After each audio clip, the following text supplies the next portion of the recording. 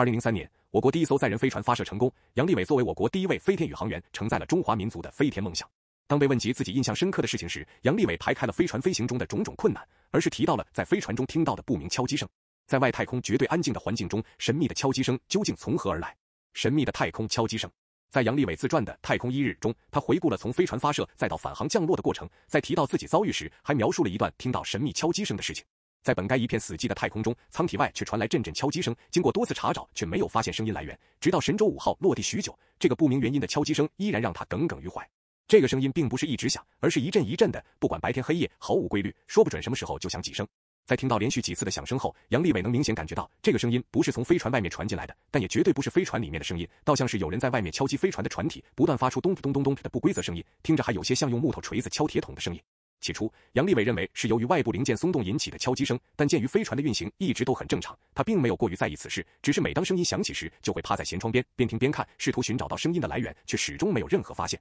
回到地面后，杨利伟立刻上报了这个问题，同时也引起了许多人对这个太空中神秘声音的猜测。有人认为是飞船受到了太空垃圾的撞击，还有人猜测，难道是外星人前来造访？为了找到声音来源，技术人员还尝试用各种方法进行声音模拟，再播放录音进行对比，但始终找不到相似的声音来源。那么，神秘的敲门声又是从哪里来的？太空神秘声音并非第一次出现。其实，宇航员在外太空听到神秘声音也并不是第一次发生。早在1969年，美国发射的阿波罗10号就在太空中听到了诡异且带有旋律的口哨声。在绕月环形任务环节，当登月舱穿过月球背面时，宇航员却突然与地面失联近2个小时，同时3名机组人员的耳机里都传来了一阵阵呜呜声，就像有人在对着耳机哼唱音乐。为了减少心理压力，宇航员直接把它称为来自太空中的音乐。但这突如其来的音乐可并不会让人觉得放松，反而让人毛骨悚然。这段音乐在持续了近1个小时才慢慢消失，让3名宇航员都受尽了精神折磨。落地以后，有关这件事情的资料和录音都被封存起来，直到2008年才正式公开。经过美国宇航局的调查，科学家们推测，宇航员听到的口哨声应该是来自某种电磁干扰，在受到宇宙中某种无线电信号或是磁场的干扰时，就产生了这种噪音。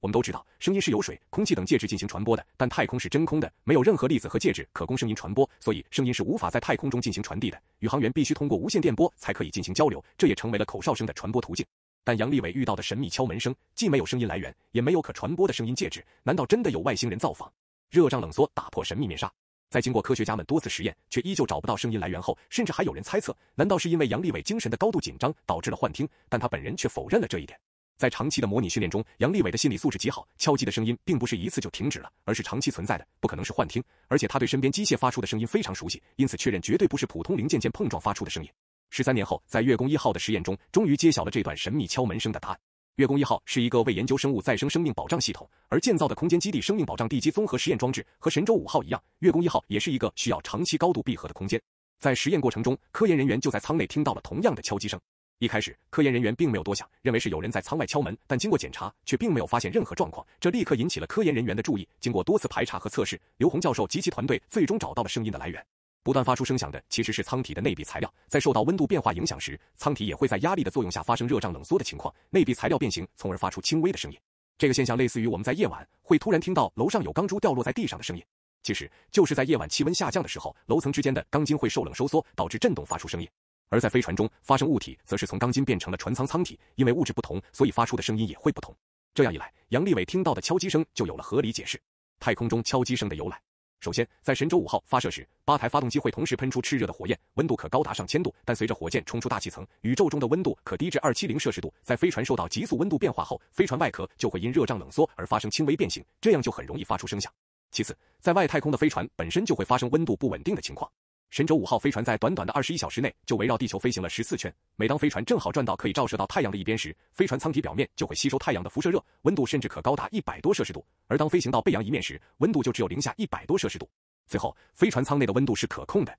这与舱外极不稳定的温度产生了强烈反应。为了保证宇航员可以正常活动，飞船舱内的温度会保持在17至25摄氏度，在一热一冷的强烈刺激下，飞船内部舱体就会因为压力产生人类肉眼无法观察到的细微形变，在太空绝对安静的环境下，舱体微弱的变形声也会被无限放大，从而产生了杨利伟听到的敲门声。早在上世纪80年代，苏联在进行实验时就听到过类似的声音了。在经过后续的实验，证明了舱体在受到压力时会产生声音的情况。有了这一重大发现后，月宫1号总设计师刘洪也立马与俄罗斯同行进行了交流，并得到了证实。欣喜万分的研究人员迅速将这一消息告诉了杨利伟，在经过多次声音和条件的对比下，杨利伟也终于确定，这就是当初在飞船上听到的敲击声。时隔13年，这个一直困扰着杨利伟和众多科学家的问题，终于有了一个合理的答案。不过，回想曾经的探月史，不禁令人敬佩这位中国登月第一人的伟大。在一切都是未知的情况下，杨利伟孤身一人在距地面仅343公里的浩瀚宇宙中，需要独自应对各种未知的突发状况。正是因为有他巨大的勇气和坚定的信念，我国第一艘载人飞船才能顺利完成任务。